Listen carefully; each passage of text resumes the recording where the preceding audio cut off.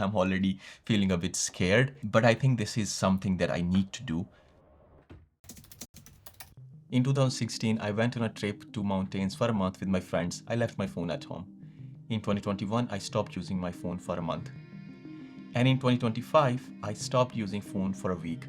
In all these experiences, I found out that leaving your phone or quitting your phone altogether is not sustainable.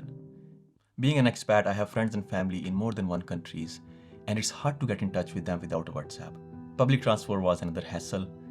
I couldn't use digital passes and tickets. I was once fined £100 for having a physical pass, but it was not activated. And how do you activate it? Drum rolls, using a smartphone. I didn't have access to Google Maps on last-minute Uber requests.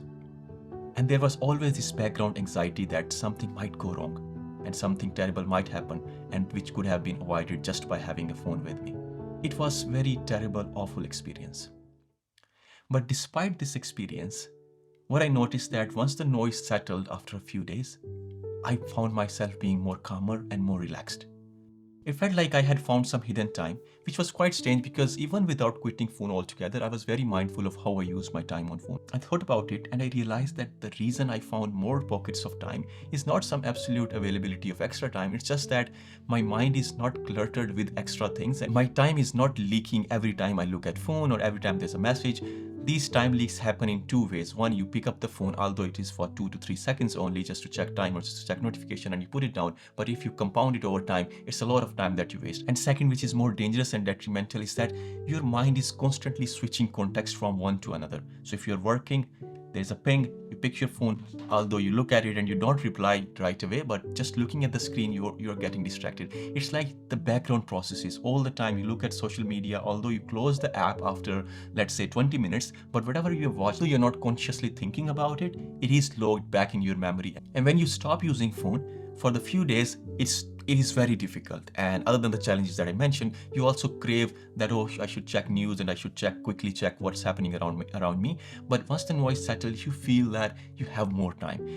So after analyzing everything and understanding that phone is damaging me, no matter how conscious I am in terms of using it, for example, I don't use in the morning and in the evenings, but still it is damaging and taking over my life. It's controlling my life basically, and I need to fight back. And to fight back, I'm not doing a 1 month experiment or a 7-day experiment. I'm going on a long experiment, which would be around a year long, 365 days. And I spent last 2 months finding a solution which will help me get the benefits of not using a phone without having the anxiety of not using the phone. And after searching for months, the answer came from a galaxy million miles away called the China, delivered via the Milky Way of AliExpress. This sky blue box should have answers to all my self-created problems. It comes with a nice cleaning kit, a front glass protector and a back cover. There is a possibility that the SIM service might not work in the UK due to some band issues. We'll find that out in a minute. Let's give it a clean rub, and since it's going to be with me for a year, let's put the protection on. Protection is anyways very important, guys, don't forget that.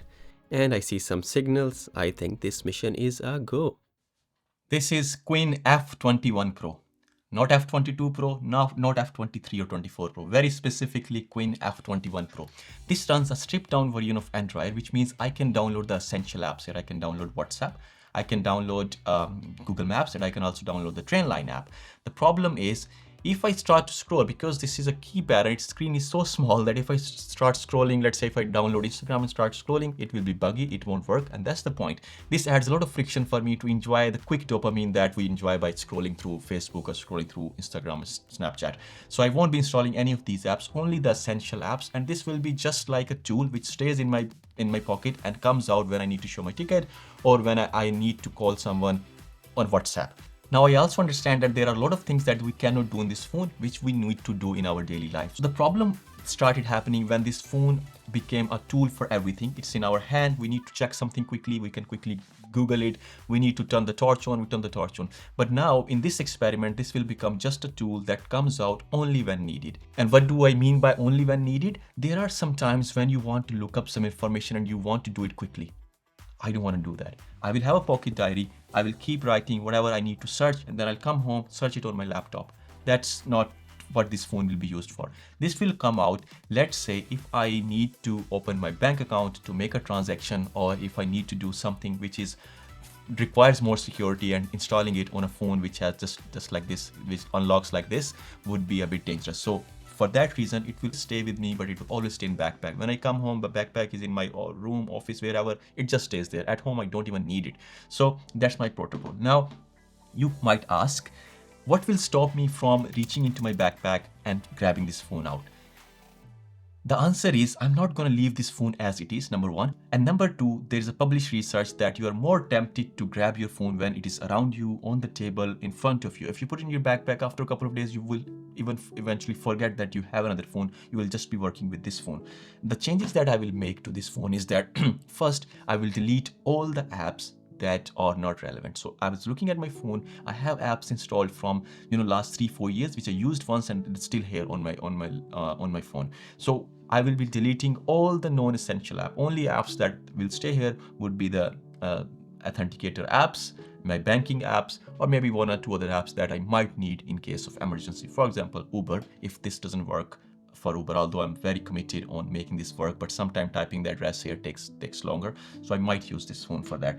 But other than that, this phone is gonna stay in the pocket.